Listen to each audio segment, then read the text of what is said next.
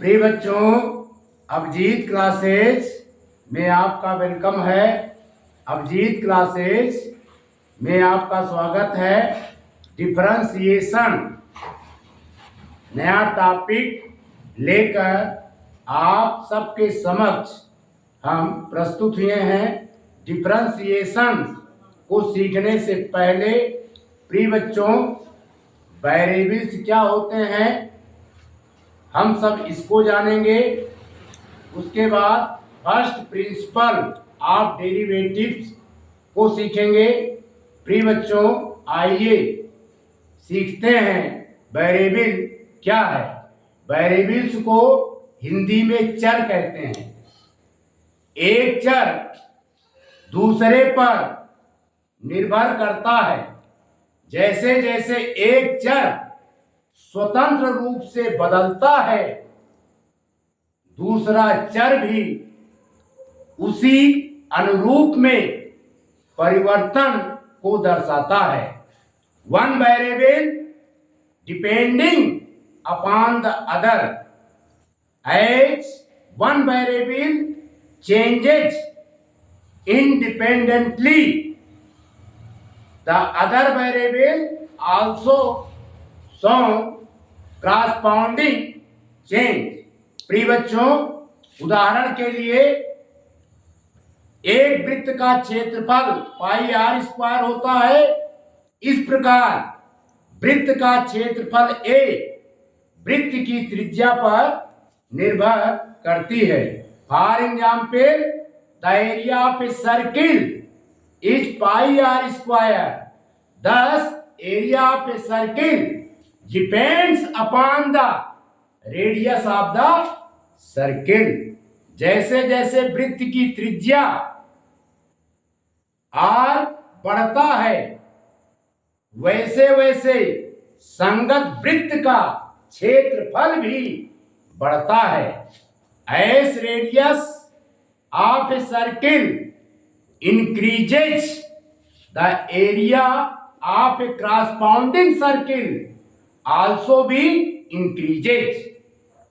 जैसे जैसे वृत्त की त्रिज्या घटती है, संगत वृत्त का क्षेत्रफल भी घटता है। as radius of a circle decreases, the area of corresponding circle is also be decreases। प्रिय बच्चों, कहने का आशय यह है, जैसे हमारा यहाँ पर ये बच्चों सर्किल है, सर्किल की ये रेडियस है, ठीक है। ये सर्किल है। अगर हम रेडियस को इंक्रीज कर दें, अगर हम रेडियस को इंक्रीज कर देते हैं तो एरिया भी क्या होती है बच्चों, इंक्रीज हो जाती। पहले एरिया ए थी, अब एरिया ए डैश हो गई। रेडियस आर था, रेडियस आर से R1 हो गया। कहने का आशय यह है, रेडियस में यदि हम चेंजिंग लाते हैं तो सर्किल के एरिया में भी चेंजिंग आता है। कहने का मतलब यहां पर जो रेडियस है वो इंडिपेंडेंट वेरिएबल है और एरिया ऑफ ए सर्किल जो है वो डिपेंडेंट वेरिएबल है। प्रिय बच्चों, अवकल कलन के अध्ययन का उद्देश्य स्वतंत्र चर में संगत परिवर्तन के साथ साथ आश्रित चर में परिवर्तन की दर को पता लगाना है और उससे संबंधित समस्याओं का विश्लेषण और अध्ययन करना है। The purpose of the study of differential calculus is to find the rate of change in the dependent variable with a corresponding change the independent variable, and to analysis and study problem connected with it's. प्रिय बच्चों, अब हम जानेंगे related quantities क्या होती हैं। यानी संबंधित मात्राएं क्या होती हैं? एक राशि, यदि एक राशि का मान दूसरी राशि पर डिपेंड करती है तो इन्हें संबंधित राशियां कहा जाता है। If the value of one quantity depends upon the other quantity then these are called related quantity। प्रिय बच्चों, एक वृत्त का क्षेत्रफल त्रिज्या पर निर्भर करता है। जैसे ही वृत्त की त्रिज्या बढ़ती है अथवा घटती है तो वृत्त का क्षेत्रफल भी उसी के अकॉर्डिंग बढ़ता है अथवा घटता है। The area of a circle depends upon the radius। as soon as the radius of circle increases or decreases, the area of a circle also increases or decreases।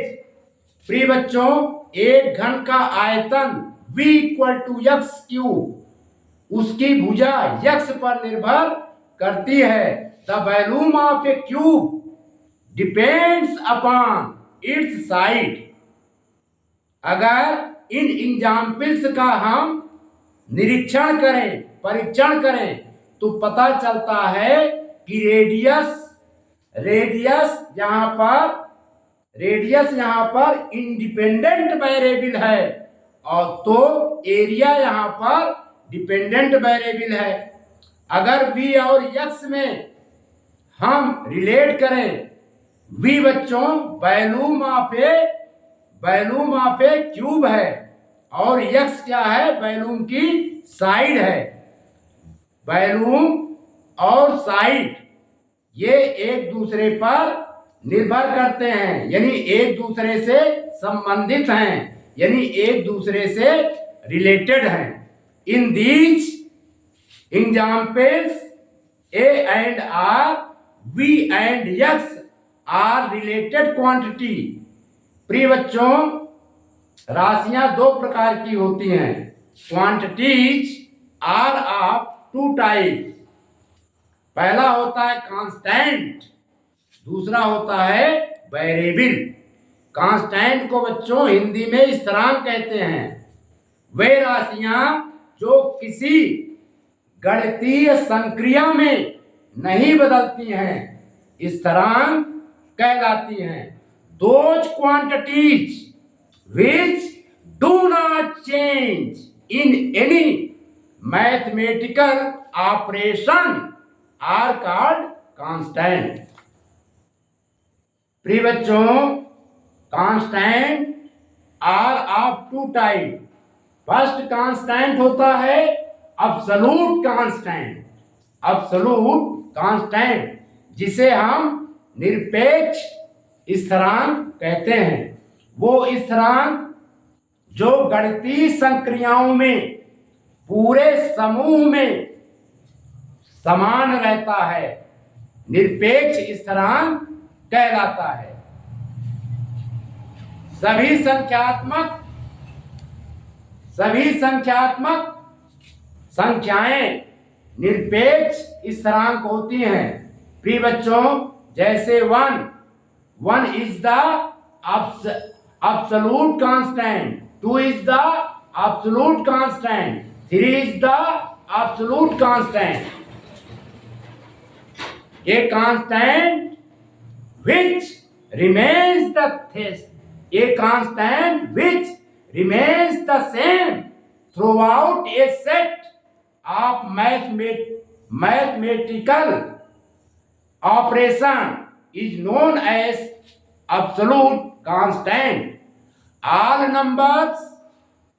numerical numbers are absolute constant, that is 2, -5, -√3, 5 etc. are absolute constant। प्रिय बच्चों, दूसरा constant होता है स्वेच्छ constant, जिसे arbitrary constant के नाम से हम जानते हैं। वो स्थिरांक जो किसी विशेष से क्रिया में समान रहता है, वो स्थिरांक जो किसी विशेष संक्रिया में समान रहता है, लेकिन संदर्भ के परिवर्तन के साथ परिवर्तित हो जाता है, स्वेच्छ स्थिरांक कहलाता है। प्रिय बच्चों, a constant which remains same in particular operation but changes with a change of reference is called arbitrary constant. प्रिय बच्चों, जैसे कि हम जानते हैं y equal to M x plus c होता है। क्या होता है बच्चों? M x plus c. अब अगर हम इसका जो है लाइन ड्रा करें, ये बच्चों हमारा x एक्सिस है और ये क्या है? y एक्सिस है। क्लियर? ये बच्चों x एक्सिस है और ये y एक्सिस है। अगर हम यहाँ पे इक्वेशन लिख दें y इक्वल टू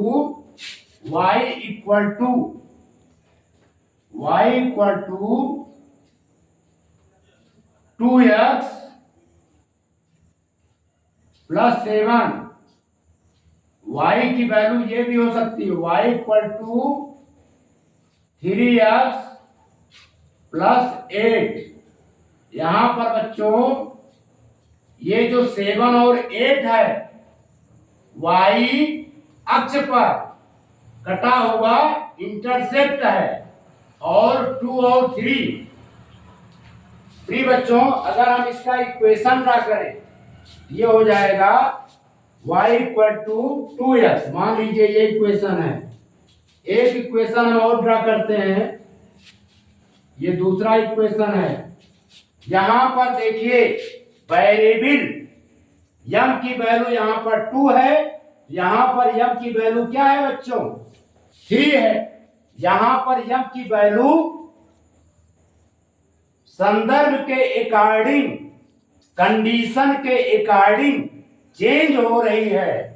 तो यहां पर m 2 एंड 3 जो हमारा है, ये क्या है? आर्बिट्री कांस्टेंट है। Clear?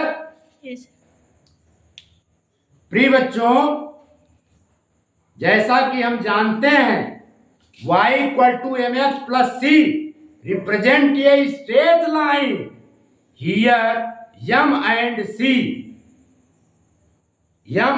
c are arbitrary constant but are different for different line. Thus m and c are arbitrary constant. प्रिय बच्चों, यहाँ पर c की वैल्यू 7 है, तो इस इक्वेशंस के लिए c की वैल्यू क्या है? 8 है। तो 2, 3, 7 and 8 are the arbitrary constant. प्रिय बच्चों, वेरिएबल्स को हम हिंदी में चर कहते हैं। चर एक प्रतीक है जो दिए गए मानों के समूह में से कोई भी मान हो सकता है। जैसे ऊंचाई, वजन, समय, लाभ, बिक्री आदि राशियां चर के उदाहरण हैं। चरों को आमतौर पर अंग्रेजी के small letters x, y, z, u, v, w, t आदि लेटर्स के द्वारा दर्शाया जा सकता है। ए variable is A symbol which can take any value out of given set of values. The quantities like height, weight, time, profit, sales, etc. are examples of variable The variables are usually represented by small letters of English alphabet X, Y, Z, U, V, W, T, etc. Variables are two types: independent variables and dependent variables. Independent variables, a variable which can take any arbitrary value is called independent variable. वो चर जो कोई भी स्वेच्छ मान ले सकता है स्वतंत्र चर कहलाता है। प्रिय बच्चों, होता है दूसरा होता है डिपेंडेंट वेरिएबल, जिसे हिंदी में आश्रित चर कहते हैं। वो चर जिसका मान स्वतंत्र चर पर निर्भर करता है आश्रित चर कहलाता है। प्रिय बच्चों, इंडिपेंडेंट वेरिएबल यानी डिपेंडेंट वेरिएबल यानी आश्रित चर, a variable whose value depends upon the independent variable is called dependent variables. प्रिय बच्चों, इसे हम एग्जाम्पल्स के माध्यम से क्लियर करेंगे। डिपेंडेंट वेरिएबल और इंडिपेंडेंट वेरिएबल्स को यहां पर एक बार इसको रिवाइज कर देते हैं। लिखा है variables, a variable is a symbol which can take any value out of given set of values. The quantities like height, weight, time, profit, sales, etc. are examples of variables. The variables are usually represented by X, Y, Z, U, V, W, T and so on. Independent variable, a variables which can take any arbitrary value is called independent variables. Dependent variable, a variable whose value depends upon the independent variable is called dependent variable. प्रिय बच्चों, dependent variable जो होता है वो independent variables पर depend करता है। जैसे हम यहां पर लिखते हैं y इक्वल टू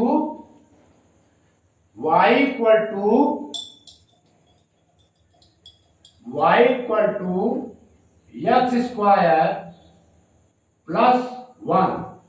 प्रिय बच्चों, यहां पर एक्स जो है ये हमारा कौन सा वेरिएबल है? Independent variable. और यहां पर वाई क्या है बच्चों? ये डिपेंडेंट वेरिएबल है। कैसा वेरिएबल है? डिपेंडेंट को हम यहां पर डी से रिप्रेजेंट कर रहे हैं, इंडिपेंडेंट वेरिएबल को IV से रिप्रेजेंट कर रहे हैं। ये डिपेंडेंट वेरिएबल है और ये इंडिपेंडेंट वेरिएबल है। प्रिय बच्चों, इंडिपेंडेंट वेरिएबल्स कोई भी वैल्यू को ग्रहण कर सकता है। जैसे यहां पर यदि हम x की वैल्यू 1 पुट करें, देन y की वैल्यू क्या निकल करके आएगी बच्चों? 1 का स्क्वायर प्लस 1 इक्वल टू 2। यहां पर x की वैल्यू 1 पुट करने पर y की वैल्यू कितनी आ रही है 2। इसी प्रकार यदि हम x की वैल्यू 2 पुट करें तो ऐसी कंडीशन में y की वैल्यू हो जाएगी बच्चों 2 का स्क्वायर, 2 का स्क्वायर प्लस 2, 2 का स्क्वायर 4, 4 प्लस 2, 4 प्लस 2, ये कितना आ जाएगा 6। क्लियर? कहने का आशय यह है x की वैल्यू कुछ भी हो सकती है। x की वैल्यू में यदि हम चेंज करते हैं तो y की वैल्यू भी चेंज हो जाती है। यदि हम x की वैल्यू यहां पर बच्चों 3 रख दें तो ऐसी कंडीशन में y की वैल्यू 3 का स्क्वायर प्लस 2 यानी 9 प्लस 2, 9 प्लस 2 मीन्स 11। x की वैल्यू चेंज कर देने पर y की भी वैल्यू चेंज हो जाती है। इसलिए यहां पर x हमारा इंडिपेंडेंट वेरिएबल है। x हमारा क्या है बच्चों? इंडिपेंडेंट वेरिएबल है, तो y हमारा यहां पर डिपेंडेंट वेरिएबल है। x इंडिपेंडेंट वेरिएबल है तो y क्या है बच्चों? डिपेंडेंट वेरिएबल है। क्लियर? इसको नोट कीजिए।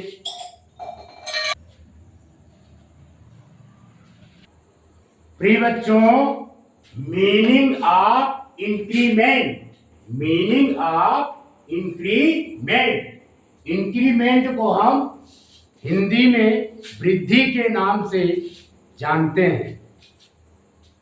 If a variable x changes from one value to and other, the difference of two values is called an increment in x. This increment may be positive or negative according as x increases or decreases। प्रिय बच्चों, यदि कोई चर x एक मान से दूसरे मान में बदलता है तो दोनों मानों के अंतर को x में वृद्धि कहते हैं। If a variable x changes from one value to an other, the difference of two values is called an increment in x. This increment may be positive or negative according as x increases or decreases। प्रिय बच्चों, इसे हम examples के माध्यम से clear करेंगे। जैसे हमने यहां पे लिखा y equal to x square, y equal to x square. Clear? अब इसको चार्ट के माध्यम से हम क्लियर करेंगे। यदि हम ये चार्ट बना देते हैं बच्चों,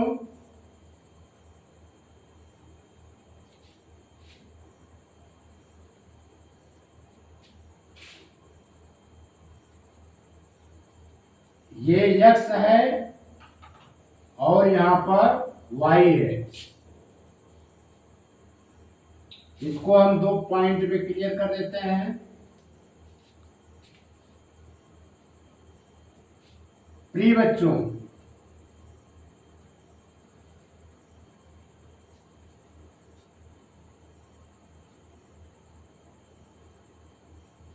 ये x का x1 है, ये x2 है, ये बच्चों x3 है और ये x4 है। x5 x6, इसी प्रकार ये y1 है, y2 y3 y4 y5 y6, ये बच्चों x6 है। ये समझिए हमारा फार्मूला है y equal to x square. प्रिय बच्चों, यदि हम x की वैल्यू 1 पुट करते हैं तो y 1 की वैल्यू क्या आएगी? 1। देखिए y equal to x square if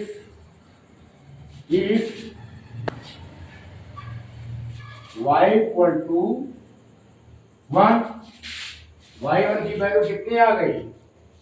1, यानी x1 की वैल्यू यहाँ पर x के प्लेस पर हम वैल्यू पुट कर देते हैं 1, तो y की वैल्यू यानी y1 की वैल्यू क्या आ जाती है बच्चों? 1।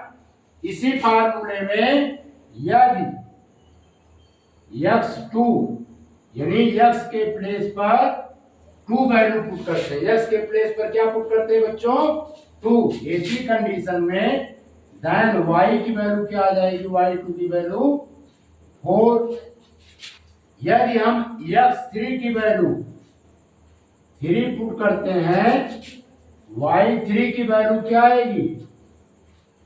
3 का स्क्वायर, यानी यहां पर 2 आ जाएगा, और ये बच्चों 4। यहां पर यदि हम x की वैल्यू 3 पुट करते हैं, ये कितना आएगा? 9। x स्क्वायर है, यानी 3 का स्क्वायर कर देंगे। 3 का स्क्वायर क्या हुआ बच्चों? 9। यहां पर 9 आ गया। यदि हम x3 x4 की वैल्यू बच्चों 4 पुट करते हैं, y4 की वैल्यू आएगी 4 का स्क्वायर। 4 का स्क्वायर क्या होता है? 16। 4 का स्क्वायर क्या होता है बच्चों? 16। यहां पर 4 पुट करते हैं, y4 की वैल्यू आ जाती है 16। क्लियर? यदि हम x5 की वैल्यू 5 पुट करेंगे, इसके अकॉर्डिंग इसकी वैल्यू आ जाएगी, यहां पर x के प्लेस पर 5 पुट करेंगे, x के प्लेस पर 5 पुट करेंगे तो y की वैल्यू आ जाएगी बच्चों 25। ठीक है? x के प्लेस पर 6 पुट करेंगे तो y6 की वैल्यू आ जाएगी 36। कहने का आशय यह है, x की वैल्यू अगर हम 1 पुट करते हैं तो y की वैल्यू 1 आती है, x की वैल्यू 2 पुट करते हैं तो y की वैल्यू 4 आती है। यदि हम x की वैल्यू 3 पुट करते हैं तो y की वैल्यू 9 आती है, x की वैल्यू 4 पुट करते हैं तो y की वैल्यू 16 आती है, x की वैल्यू 5 पुट करते हैं तो y की वैल्यू 25 आता है। x की वैल्यू यदि यहाँ पर 6 पुट करते हैं तो y की वैल्यू बच्चों क्या आती है? 36।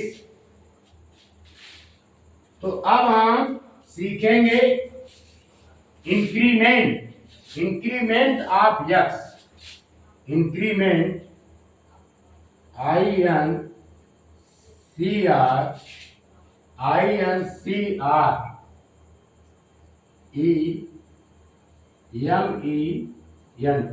इंक्रीमेंट ऑफ x, यानी x में कितना इंक्रीमेंट हुआ। प्रिय बच्चों, यदि हम 2 में से 1 सब्ट्रैक्ट कर दें तो 1 का इंक्रीमेंट हुआ। इसी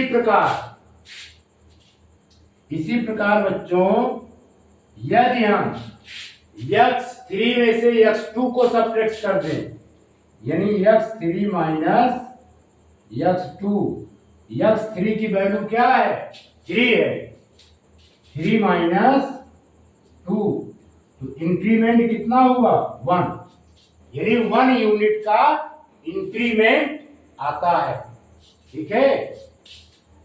इसी प्रकार यदि हम x की वैल्यू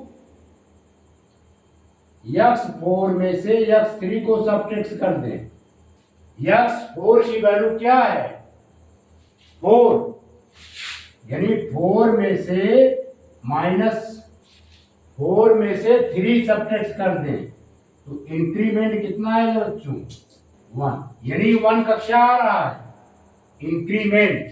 क्लियर? इंक्रीमेंट का मतलब क्या होता है, if a variable x changes from one value to another the difference of two values is called an increment. 2 में से 1 हमने सबट्रैक्ट किया तो 1 आया, तो 1 को हम क्या बोलेंगे इंक्रीमेंट, इंक्रीमेंट ऑफ x। इस 1 को क्या कहेंगे, x3 में से x2 को सबट्रैक्ट करेंगे बच्चों, 3 - 2 1 आया, इस 1 को हम क्या कहेंगे इंक्रीमेंट ऑफ x। क्लियर? प्रिय बच्चों आइए सीखते हैं इंक्रीमेंट ऑफ y। फिर ग्राफिकल रिप्रेजेंटेशन से इंक्रीमेंट को क्लियर करेंगे।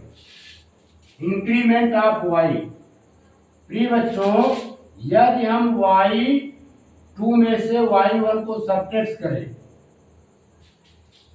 y2 हमारा क्या आया है 4, 4 में से 1 को सबट्रैक्ट करते हैं क्या आता है बच्चों 3। इसी प्रकार y की वैल्यू फाइंड करने के लिए y3 में से y2 को सबट्रैक्ट करते हैं, y3 की वैल्यू क्या है 9, y2 की वैल्यू 4। यदि हम 9 में से 4 को सबट्रैक्ट कर देते हैं तो इंक्रीमेंट कितना आता है 5, यानी 5 यूनिट इंक्रीमेंट वेरिएबल y में होता है। क्लियर? अगर हम यहां पर y की वैल्यू पुट कर दें y4 - y3, y4 की वैल्यू क्या है 16। यदि हम 16 में 9 लेस कर दें इंक्रीमेंट कितना होगा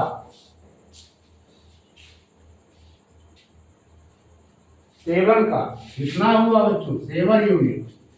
ठीक है, ये जो 3 यूनिट आया है 5 यूनिट आया है, ये क्या है इंक्रीमेंट। क्या है बच्चों increment of y। Clear? Incremental change कैसे निकाला जाता है, यदि हम 5 में से 3 लेस कर दें तो 2 यूनिट, इस चेंज को हम क्या कहते हैं बच्चों इंक्रीमेंटल चेंज। क्लियर? अब आइए ग्राफ के माध्यम से समझते हैं। प्रिय बच्चों ये हमारा क्या है x अक्ष है और ये हमारा क्या है बच्चों y अक्ष है। x dash is called x axis and y dash is called y axis, where the point x axis and y axis intersect called origin.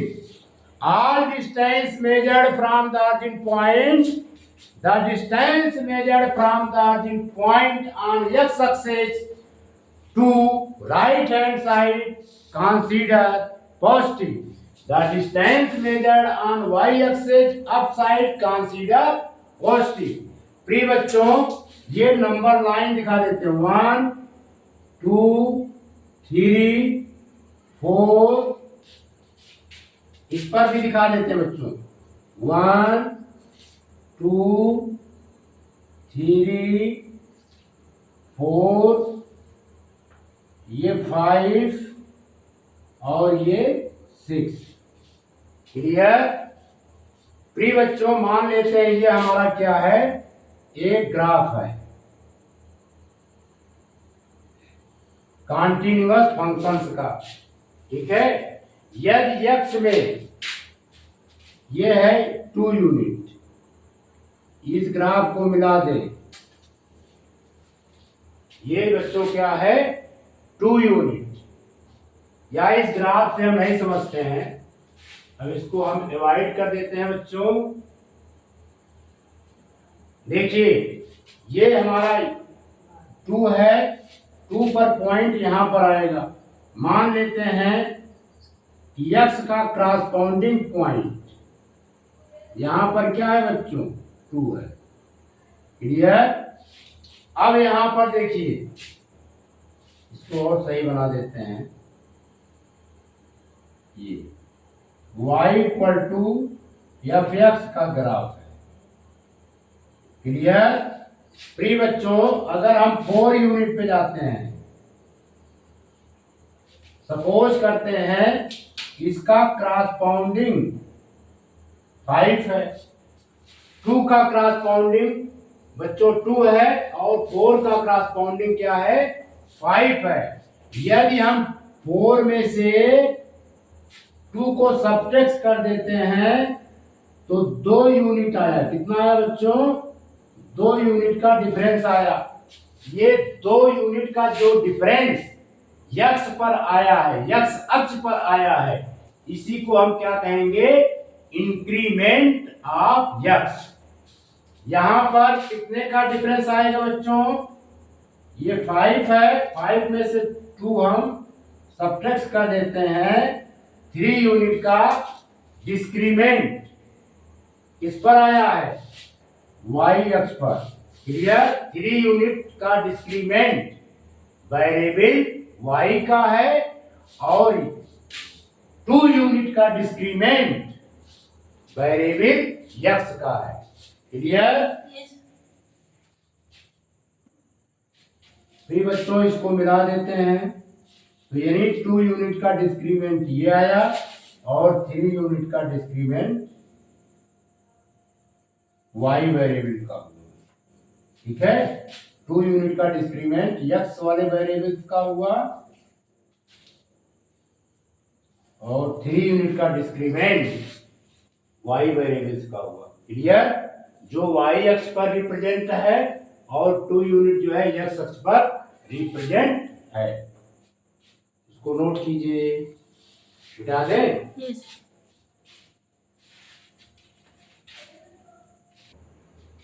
प्रिय बच्चों, derivative of a function let y equal to f x be a given continuous function. माना y बराबर f x एक दिया हुआ फलन है। Since the value of y depend upon the value of x, चूंकि y का मान x के मान पर निर्भर करता है। क्लियर। इसको एग्जाम्पल्स के माध्यम से समझते हैं बच्चों। देखिए y equal to f x,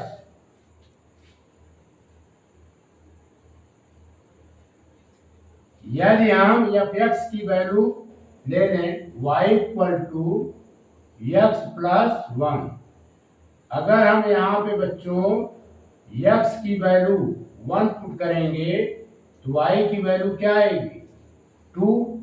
यदि हम इफ x की वैल्यू 2 पुट करेंगे तो y की वैल्यू यहाँ पर क्या हो जाएगी 2 प्लस 1 यानी y की वैल्यू 3 आ जाएगी।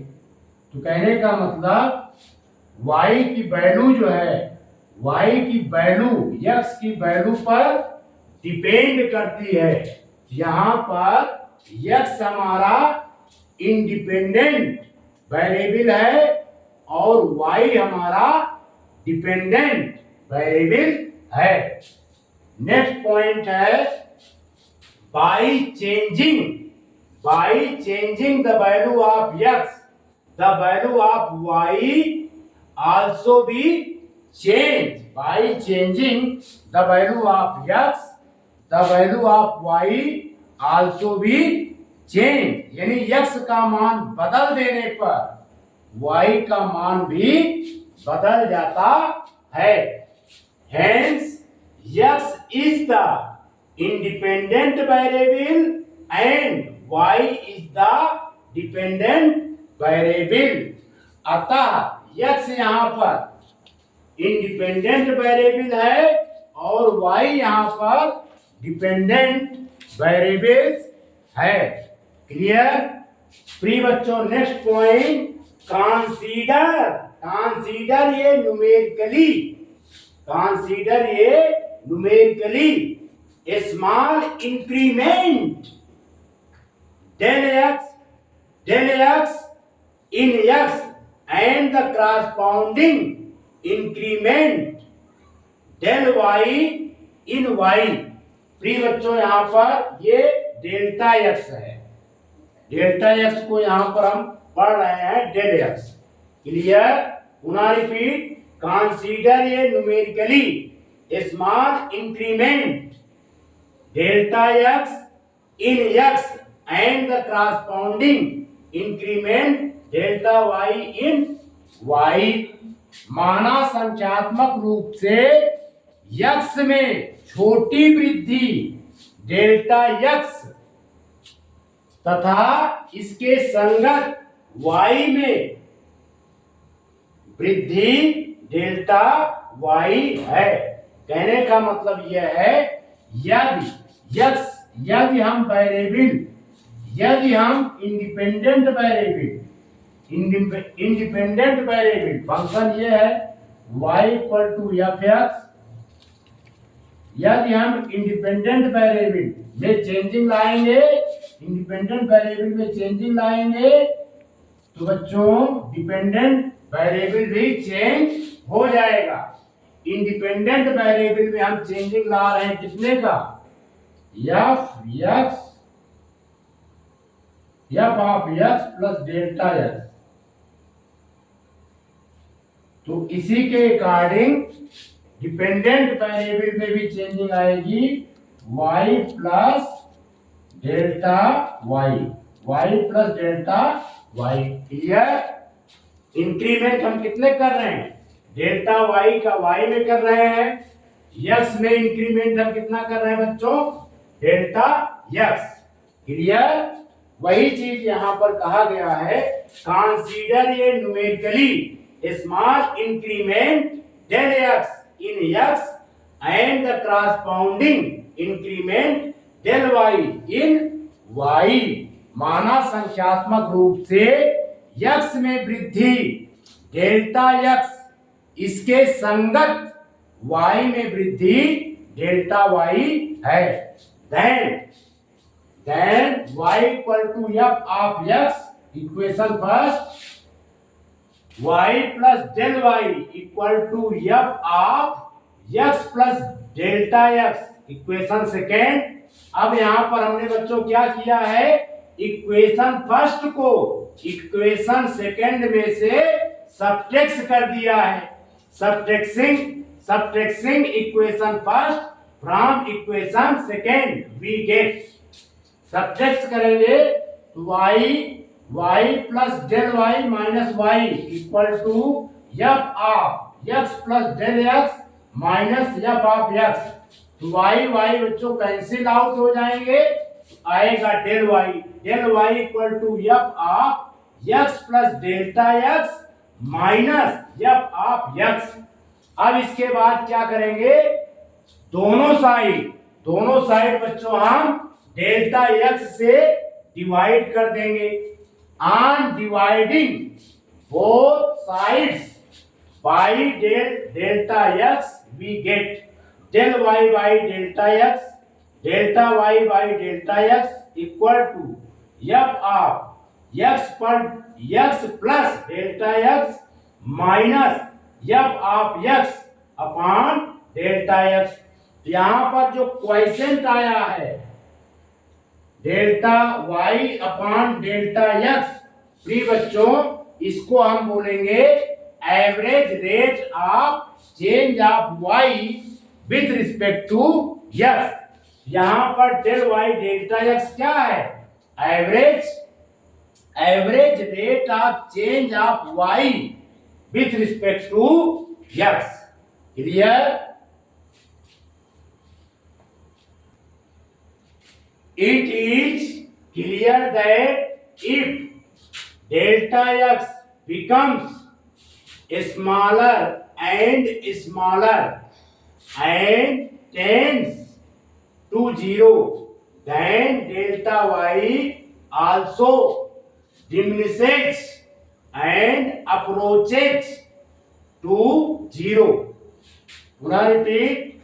It is clear that if delta x becomes smaller and smaller and tends to 0, then delta y also diminishes and approaches to 0.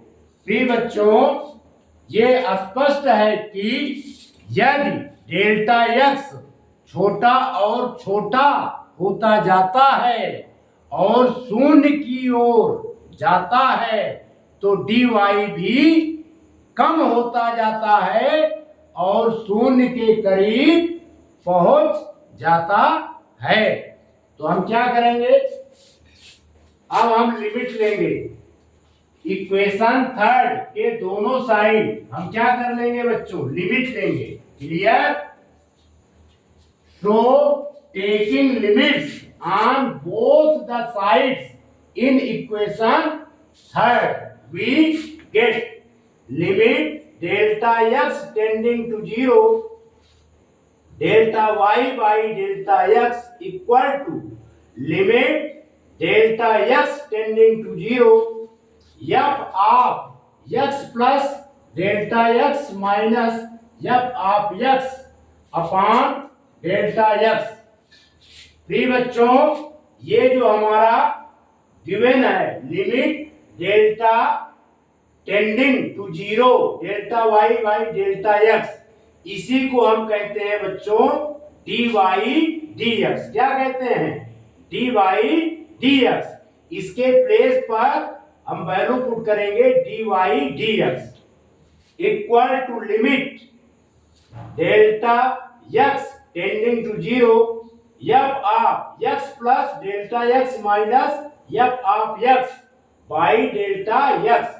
यहां पर ये जो पॉइंट आया है लिमिट, जिसको बच्चों हम ब्रैकेट में कर दे रहे हैं, limit delta x tending to 0 delta y by delta x is called the derivative, is called the derivative or differential coefficient of y with respect to x and is denoted by dy dx।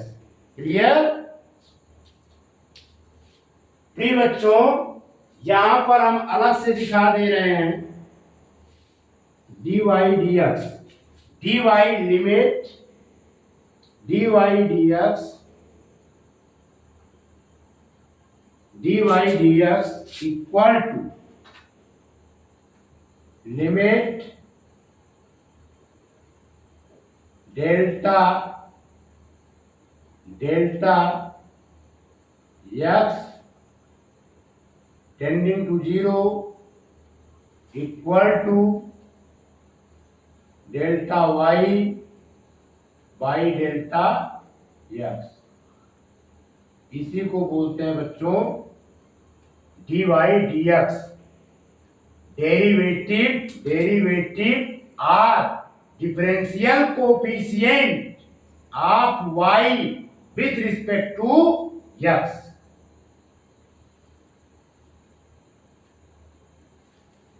Note कीजिए, यही है बच्चों आपका first principle of derivative, first principle of derivative. प्रिय बच्चों, इसके बाद हम डिफरेंशिएशन के फार्मूलों की चर्चा करेंगे। प्रिय बच्चों, definition of dy dx, definition of dy dx, derivative is the instantaneous rate of change of a function with respect to independent variable x। प्रिय बच्चों, कुछ फार्मूले हैं, आइए इसको रिवाइज करते हैं और माइंड में मेमोराइज करते हैं। Derivative of x power n is the x के power n minus 1 derivative of ax with respect to x is the a की power x log a base e।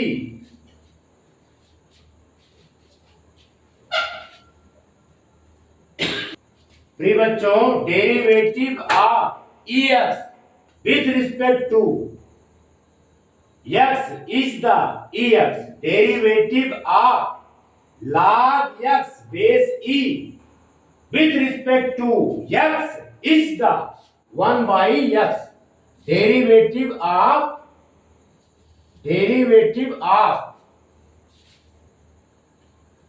log x base a equal to 1 by x log e base a। derivative of sin x with respect to x is the cos x। derivative of cos x with respect to x is the minus sin x। derivative of tan x with respect to x is the sec square x। derivative of cot x with respect to x is the minus cosec square x। प्रिय बच्चों, derivative of sec x with respect to x is the sec x into tan x। derivative of cosec x with respect to x is the minus cosec x into cot x। derivative of sin inverse x with respect to x is the 1 by root 1 minus x square। derivative of cos inverse x with respect to x is the minus 1 by root 1 minus x square। Now repeat, derivative of sin inverse x with respect to x is the 1 upon root 1 minus x square। derivative of cos inverse x with respect to x is the minus 1 by root 1 minus x square। derivative of tan inverse x with respect to x is the 1 upon 1 plus x square। derivative of cot inverse x with respect to x is the minus 1 upon 1 plus x square। derivative of sec inverse x with respect to x is the 1 upon x root x square minus 1। derivative of cosec inverse x with respect to x is the minus 1 upon x root x square minus 1।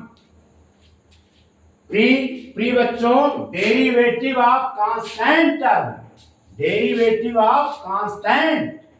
with respect to x is the 0।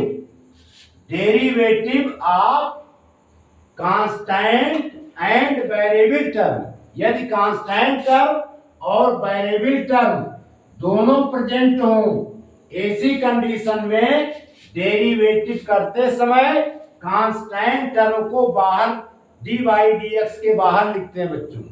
c derivative dy dx with respect to x is the c into x equal to c into dy dx x square c into 2x। Equal to 2cx, where c is the constant term. यहां पर c जो है variable term के साथ connect है, ये बच्चों x square है। Clear? Product rule, dy dx f1 into f2 first function, और ये क्या है बच्चों? Second function, equal to first function into dy dx second function plus second function dy dx first function. Division rules, dy dx f1 अपॉन f2, यहां पर f1 बच्चों numerator है और f2 क्या है? डिनोमिनेटर है, और ये फंक्शंस के फॉर्म में है। Second function dy dx first function minus first function dy dx second function upon second functions का स्क्वायर। इसको नोट कीजिए।